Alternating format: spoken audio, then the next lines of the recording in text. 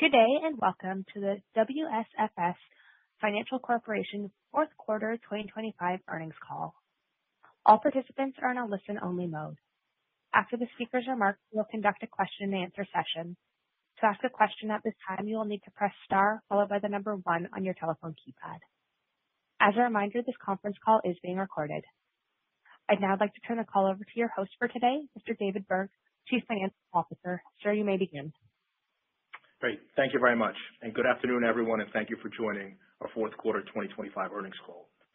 Our earnings release and earnings release supplement, which we will refer to on today's call, can be found in the investor relations section of our company website. With me on this call are Roger Levinson, Chairman, President, and CEO, and Art Bacci, Chief Operating Officer. Prior to reviewing our financial results, I would like to read our safe harbor statement. Our discussion today will include information about our management's view of our future expectations, plans, and prospects that constitute forward-looking statements. Actual results may differ materially from historical results or those indicated by these forward-looking statements due to risks and uncertainties, including, but not limited to, the risk factors included in our annual report on Form 10-K and our most recent quarterly reports on Form 10-Q, as well as other documents we periodically file with the Securities and Exchange Commission. All comments made during today's call are subject to the safe harbor statement. I will now turn to our financial results.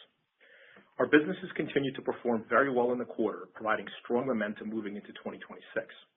For the fourth quarter, WSFS delivered a core earnings per share of $1.43, a core ROA of 1.42%, and core return on tangible common equity of 18%, which are all up meaningfully on a year-over-year basis. These results closed out a successful 2025 that included a full-year core EPS of $5.21, core ROA of 1.39%, and core return on tangible common equity of 18%. Our 4Q core EPS is up 29% over the prior year, and our 2025 full-year EPS increased 19% over the prior year.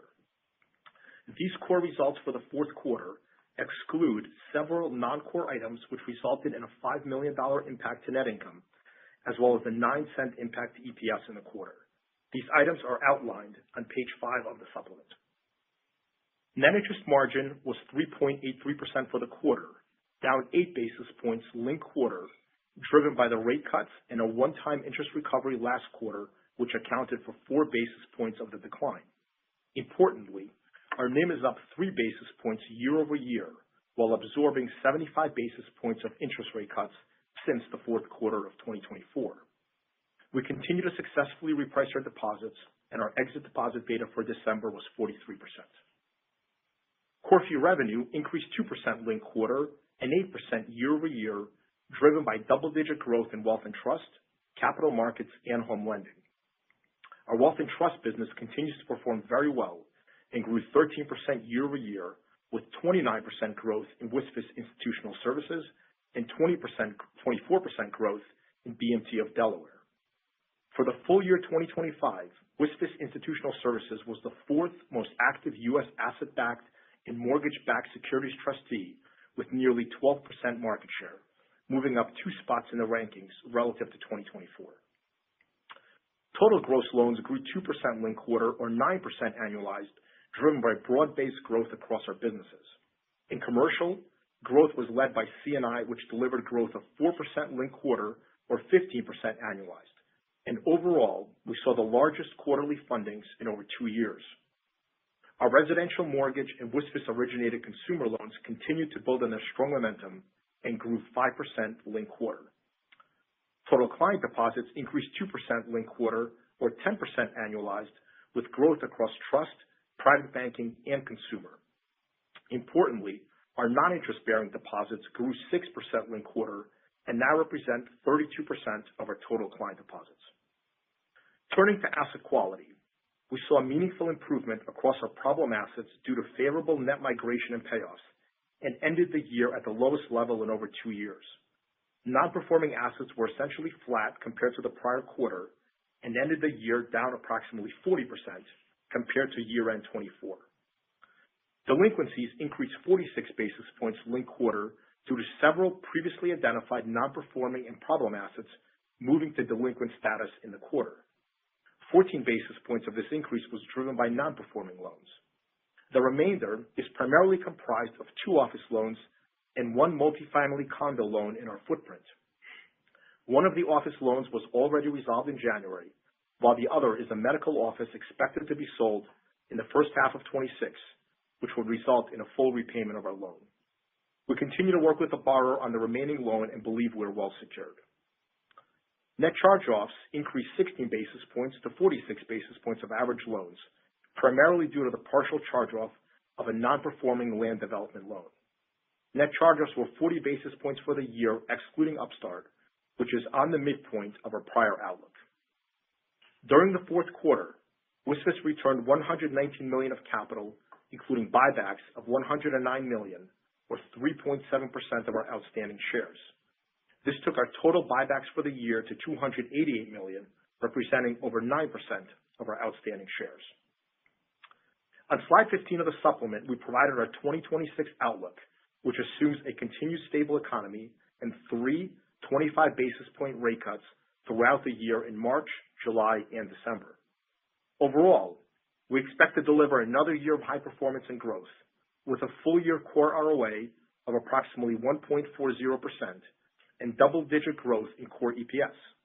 As a reminder, we intend to maintain an elevated level of buybacks in line with our previously communicated glide path towards our capital target of 12%, while retaining discretion to adjust the pace of buybacks based on the macro environment, business performance, and potential investment opportunities. We expect mid-single-digit loan growth overall, with low single-digit growth in our consumer portfolio, where we expect continued momentum in residential mortgage and other real estate secured consumer loans, partially offset by the continued runoff of our Spring EQ partnership portfolio. Building on our strong momentum in deposits in 2025, we expect continued broad-based deposit growth across our businesses in 26. Our outlook calls for deposit growth in the mid-single digits from 4Q levels. Our outlook for NIM is approximately 3.80 for the year, which incorporates the impact of the 3 additional interest rate cuts I mentioned. We continue to focus on deposit repricing opportunities while growing our portfolio and expect to maintain an interest-bearing deposit beta of low to mid-40s throughout the year. While the path and timing of future rate cuts remains uncertain, it's important to note that the impact of additional rate cuts on our financial results will not be linear, as we continue to manage our margins through several levers, including deposit repricing actions, our hedge program, and the securities portfolio strategy. We continue to see momentum and growth opportunities in our fee businesses, which contribute approximately a third of our total revenue. Our overall fee revenue will grow mid-single digits, excluding Cash Connect. Wealth and Trust is expected to continue their strong momentum and again grow double digits in 2026. Cash Connect revenue is expected to decline due to interest rates, but will be more than offset in expenses. Our focus in Cash Connect continues to be on driving the profit margin, which has increased meaningfully in 2025. Our outlook for net charge-offs is 35 to 45 basis points of average loans for the year, consistent with our 2025 results. While we have seen strong improvement in problem loans and non-performing assets, commercial loan losses may remain uneven. Our outlook calls for an efficiency ratio in the high 50s for the year. We plan to maintain strong expense discipline, but will continue to leverage opportunities to invest in the franchise, which, coupled with normal seasonality, may result in some variances quarter to quarter. We're excited about the future and remain committed to delivering high performance.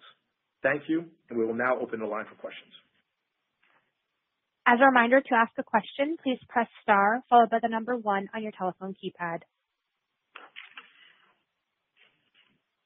Our first question comes from Manuel Navas from Piper Sandler. Please go ahead. Your line is open. Hi. On the loan growth, can you talk a little bit about the better commercial trends and kind of what are you seeing out there in terms of sentiment? There's some better line utilization. The footings were up. Just kind of talk about what you're seeing in commercial that's driving this kind of strong originations and a good outlook. Yep, sure. Well, good afternoon. I'll start off. So in commercial, as you know, in the first half of last year, there was quite a bit of uncertainty in the economy with the tax bill pending, some of the tariffs and legislative issues that were ongoing. And I think, as you heard Roger mention a couple of times in our calls in the first couple of quarters of the year, that small business owners and entrepreneurs were when faced with that kind of uncertainty, we're kind of delaying some business decisions. And so what happened over the course of the year was we continued those discussions with clients. We saw that pipeline really build in the third quarter, and our pipeline reached over $300 million in the third quarter. And in the fourth quarter, when some of those things crystallized, the environment, people felt better about making some of those decisions with the passage of the tax bill, a little bit more clarity on the legislative front. And so, we saw very strong originations and fundings, and, we continue to see good momentum. We're not going to see that kind of growth every single quarter, but we feel good about the momentum going forward from here. I appreciate that. Can I switch over to capital return for a moment? Sure. This was a really strong quarter in terms of buybacks. What are kind of your parameters there? Is it just that CET1 ratio? This quarter also had return on AOCI, a little bit lower pricing, tangible book value per share growth. You hit the 110% total payout. Like, what should be the guidepost beyond CET1 going forward?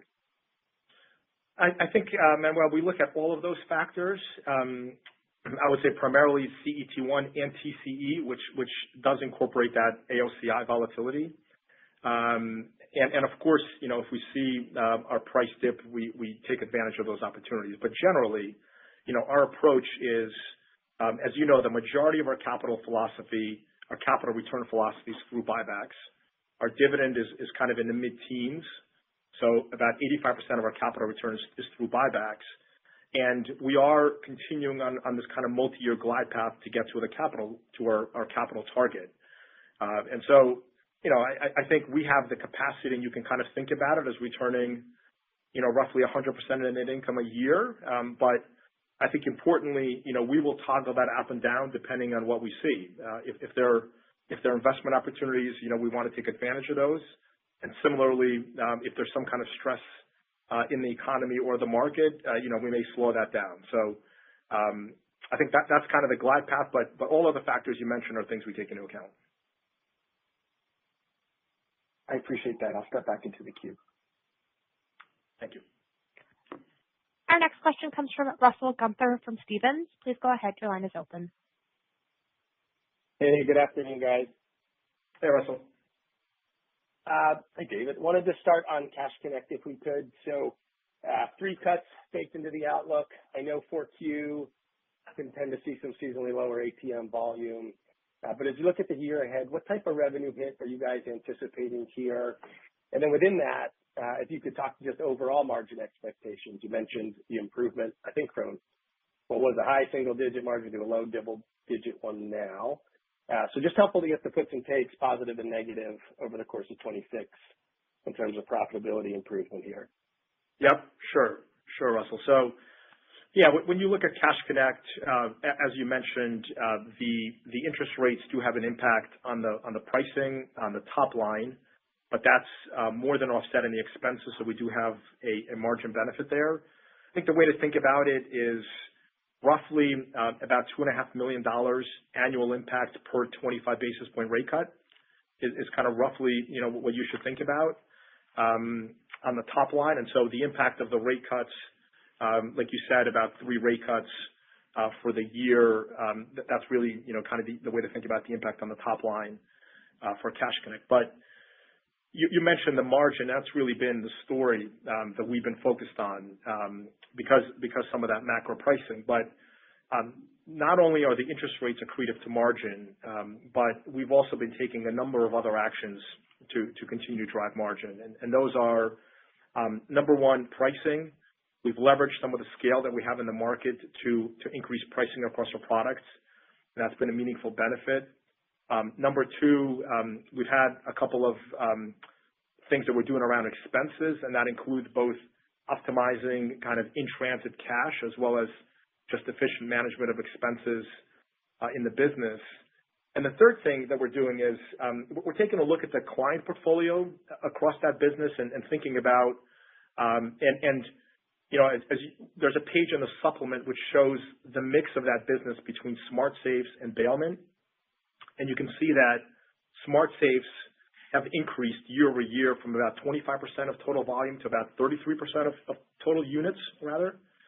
And the smart saves generally come with higher margin and higher kind of value add products. And so as we continue to grow that business, which we think is kind of the growth vector within that business, that should also be accretive to our margins. And that's part of our strategy. So it's a combination of, not just rates, but all of those actions that have allowed us to drive the margin. And the goal is, that we continue to drive that into the mid-single digits, and hopefully higher. Okay. That's very helpful, David. Thank you. And then just switching gears overall to expenses, great to see the high 50s efficiency. But outside of the lower result we'll get from the Cash Connect, as we just discussed, are there areas of outright reduction that can support a lower run rate from here? Just trying to think through, what's a decent core non-interest expense growth rate for WSFS? Yeah, Russell, I would say a couple things there. Our efficiency for the year this year was 59%. We said high 50s, so we'd like to be in that range or a little bit better next year. We don't want to give a specific number because, as you know, we want to take advantage of opportunities and invest in the franchise. And so if those opportunities exist with talent additions or technology, we want to take advantage of those opportunities. And so that's why quarter to quarter, there may be fluctuations. But to give you a little bit of a sense of other things that we're doing on expenses, we do have a number of different productivity actions that we're taking. For example, we've been optimizing our real estate portfolio, and that's been a nice tailwind for us and will continue to be. So we're really leveraging those opportunities hard. Another one is, we have divested a number of products or businesses that are not central to our strategy. Those include Upstart, earlier in the year, Powder Mill. We exited the joint venture with Commonwealth, and all of those things are also taking out expenses for things that are, again, not central to our strategy. In addition to all of that, I think having really good, strong discipline around our headcount and expenses overall, including particularly in the shared functions. So I mean, all of those things give us confidence, but importantly, we want to really continue to invest in the business if those opportunities exist. Okay. No, I hear you. I appreciate it. And then just last one for me. Curious as to the anticipated mix of deposit growth. So you guys are basically looking to match fund loan growth. Just wondering, any willingness to flex with the below peer loan to deposit ratio around 76%, right? Just maybe fewer market rate deposits. And then I guess an adjacent question really would be just expectations around the overall size of the balance sheet. If you could touch on the investment portfolio and cash balances, how they could trend over the course of the year. Sure. So first on deposits, so that's a trade-off that we do take into account. We've been running off, if you look over the course of the year, we've been reducing a little bit of our CD book, and that's been really price-driven. So it's not intentional runoff, but we've been aggressive on pricing there, and that's really because of the strength of the deposit growth in other businesses. We were able to do that, particularly for clients that only have the CD relationship. So we will continue to look at opportunities to flex pricing. But, as you know, a lot of our deposit growth has come from non-interest-bearing deposits. And those are clearly kind of core operating deposits that we certainly want to continue to bring in and are super accretive in the long run. So I would say we are trying to be fairly aggressive on pricing while continuing to grow core clients and relationships. And on your question around securities portfolio, we have, over the course of the year, we've been bringing down our portfolio a bit. I would say over the course of the past, couple of years from elevated levels. Now we've reached the point where it's in the low 20s, about 21%. And our intention is to keep it here. So from this point forward, we're going to, anything that comes off the securities portfolio, we will look to reinvest it in the same type of securities that we essentially have. So agency, not taking a lot of credit at all, credit risk in any way, MBS, those type of securities, but we're going to keep it flat at this level. Okay, excellent. Thank you very much for taking my question. Yep. Thanks, Rob. Our next question comes from Kelly Motta from KBW. Please go ahead. Your line is open. Hey, thanks for the question. Hi, Kelly. Just at a high level, you over the past, year or so exited a couple businesses where the risk-adjusted returns aren't there. It feels like, given your guide and outlook, these headwinds are abating somewhat. Are there any, as you strategically look at your diversified businesses, are there any things that you're continuing to evaluate that you could share, or kind of thresholds of profitability you look at of these kind of niche businesses and deposit and loan verticals that you have? Thanks. Yeah, I'll start off, and I'm sure Roger will weigh in as well.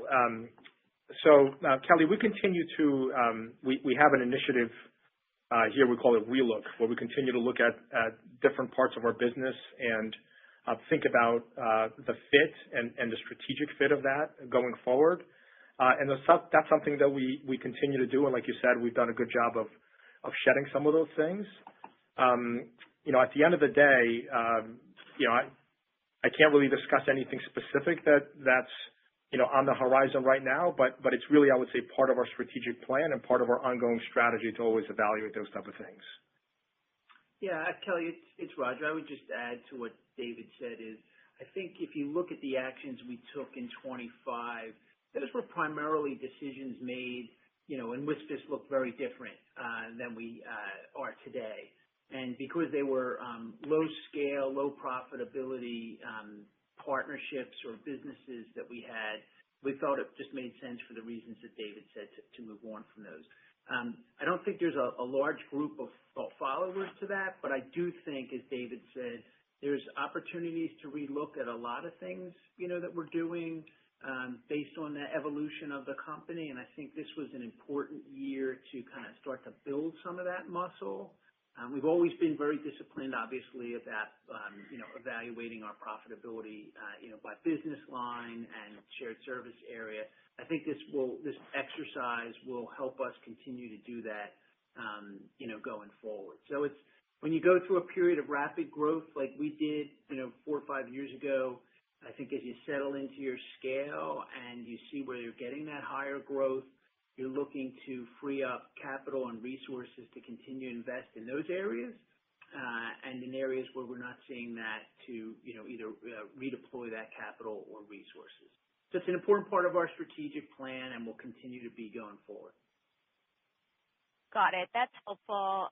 Maybe a question on M&A, if I could. It's been several years now since your last deal. I know you've been internally focused, and clearly, you've had a nice glide path with what you're doing organically. But, just as we get another year out, entering 2026, I'm wondering if you have any updated thoughts here, given the integration and work you've done so far. Thank you. Yeah, this is, Roger again. I'm sure you're referring to bank M&A, which I'll address in a second. But, as David said a couple of times, we're continuing to invest, very heavily, in the business, whether it's the fee businesses, or the banking business. And that could come through, one-off lift outs or talent or small firms, or it could come as something, larger. As it relates to traditional banking, I think, we've been clear over the last year or so that if something came along that would strengthen our position, our very strong position, in the greater Philly, Delaware region, we would absolutely consider that. And I think, we have demonstrated now, our ability to execute on those, very well. But we also feel good about the organic growth. And so, we can continue to achieve our objectives as we outlined for 26 by focusing on the organic opportunity, and then we'll supplement those with, inorganic opportunities, should they come along. Great. Thanks a lot. Thank you. Our next question comes from Christopher Marinac from Janney Montgomery Scott. Please go ahead. Your line is open. Yeah, hey, I wanted to look at sort of risk-adjusted returns in the loan portfolio, and particularly as Upstart is now behind you. Do you see those getting stronger, or does the rate environment sort of limit what you can get on a risk-adjusted return?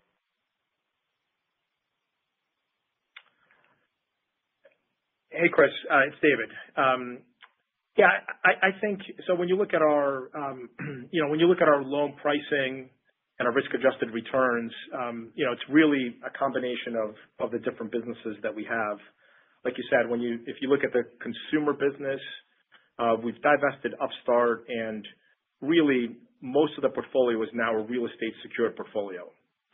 And so, when we think about kind of risk-adjusted returns, and going a little bit to the previous question, really we want to focus on things where we feel we have a competitive advantage and are able to originate better than others in the market, and that's really around the home lending product. And that goes really goes to risk-adjusted returns and our ability to not just grow, but also grow at the right price points.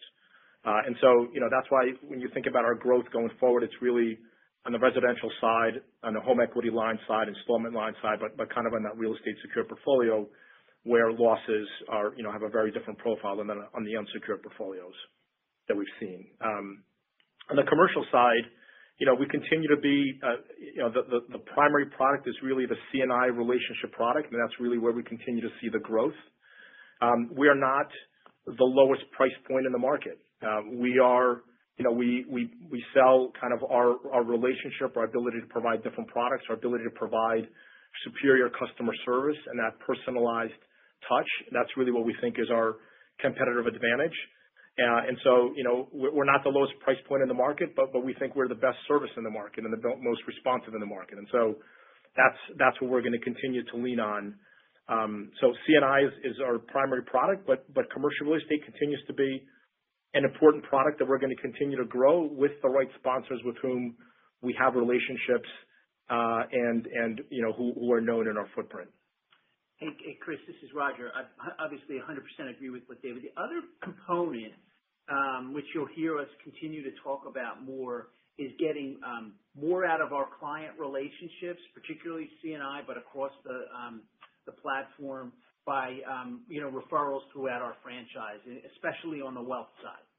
So I think it's taking that total relationship view and allocating that to various products is where we see an opportunity to get a little bit more overall profitability through the franchise just because of the strength of the relationship.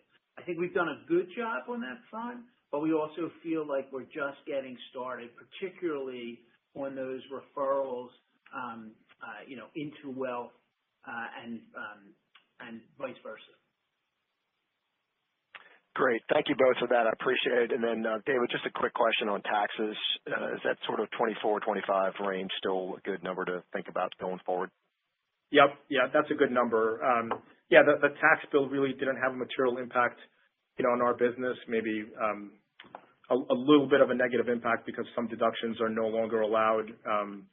Charitable deductions, for example, up to a certain point. So a small impact, but generally that's the right range.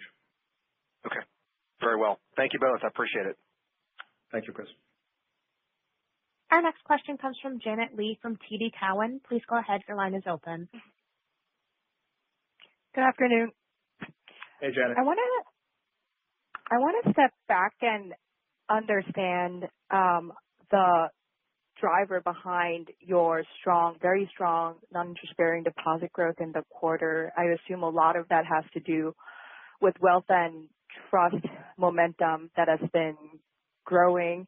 In terms and aside from the deposits, the wealth and trust revenue on the fee side is also growing double digits. So I want to understand, is it a function of your overall institutional trust market increasing, or are you taking market share? I want to understand the competitive dynamics there and whether that $340 million of non-interest-bearing deposit increase in the quarter should normalize in the quarter ahead.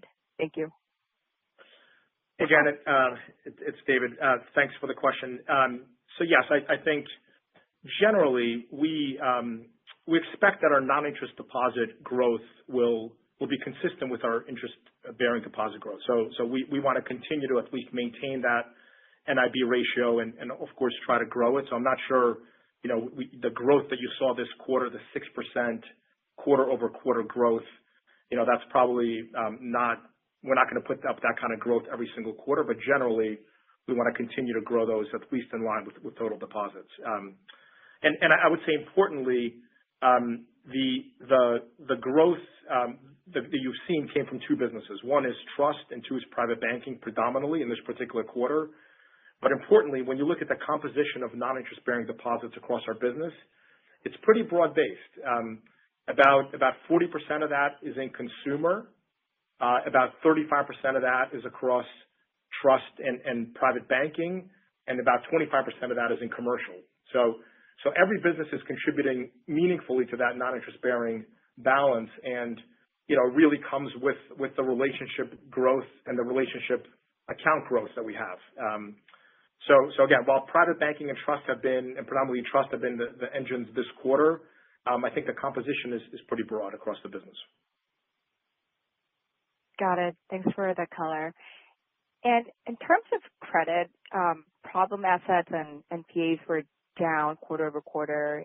NCOs increased a bit. So given the favorable migration in those problem assets, which I believe you cited that at the lowest level in over 2 years, how should we think about how does this impact your expectations around where your NCO could land versus that 35 to 45 basis points guide? Yeah, so you're absolutely right in terms of our problem assets, and we've had the migration. We were down about $95 million. It was a combination of just migration as well as payoffs and paydowns that contributed to that. I would say in terms of our net charge-off guide, this year, if you exclude Upstart, we were 40 basis points, and we assume we're going to be in the same position next year. Really, commercial is going to continue to be uneven, and that's really kind of the message. So you may see some fluctuations there. Some of the non-performing assets, you may see some of those go to loss. But at the end of the day, I think we continue to feel good about our portfolio. And one of the things that differentiates us in our commercial real estate portfolio is the fact that we have a very high level of recourse.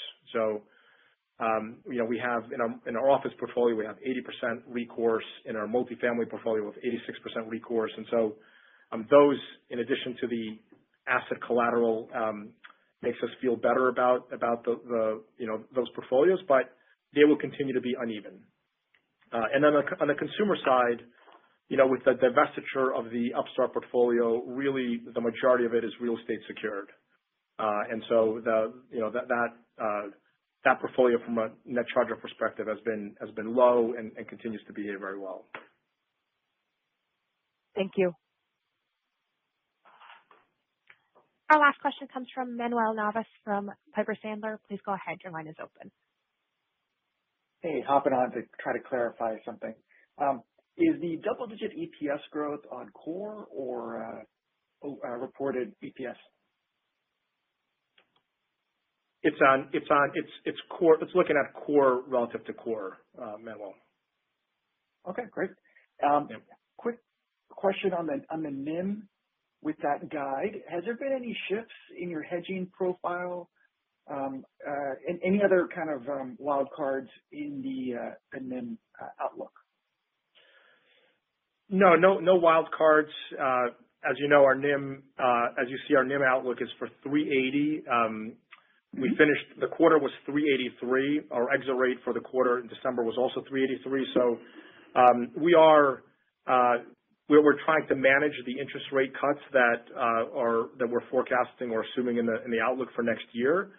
And we do that through three ways: deposit pricing being the main one, but also the hedging program and the securities portfolio. And on the hedging program, we are, to give a quick update there, we have about $1.3 billion of hedges that are currently in the money. And with another rate cut, we would have $1.5 billion of hedges that are in the money. So that's an important tool that we use to mitigate subsequent rate cuts. And then the securities portfolio, as I mentioned earlier, we're reinvesting that now and kind of keeping it flat, and that's providing an uplift because the security portfolio is yielding, the yield on that portfolio is like 2.35, 2.4, and we're reinvesting that at about 4.3, 4.4. So that 200 basis point uplift, which is offsetting some of the interest rate impact. So all of that put together, that's why the impact for next year, is a bit less than what the sensitivity would suggest. But that's, those are the things we continue to manage. And with that, you described really strong deposit growth with this outlook, and I think you talked a little bit about it in the trust business. But where do you see all that the growth across all your other businesses? What's kind of the opportunities for deposit growth? So our outlook, our goal is really for continued mid-single digit deposit growth. As you know, in institutional services, we've continued to increase share, and we believe we're going to continue to do that. So that continues to be a growth engine. Roger mentioned the referrals that we're working on within commercial and wealth, and we think there's a huge opportunity for us around that we haven't tapped yet. So that should power additional deposit growth as well. And again, growing the C&I portfolio is also an important source of deposits for us. So the combination of all those things, I would say, as well as small business is also an important contributor of deposits that we think the growth is going to accelerate there. So we do feel good about the mix of businesses and all of them contributing. I appreciate the commentary. Thank you. Thank you. And with no further questions in queue, I would like to turn the conference back over to David Berg. Okay. Thank you, everyone, for joining the call today. If you have any specific follow-up questions, feel free to reach out to Investor Relations or me, and have a great day. This concludes today's conference call. Thank you for your participation. You may now disconnect.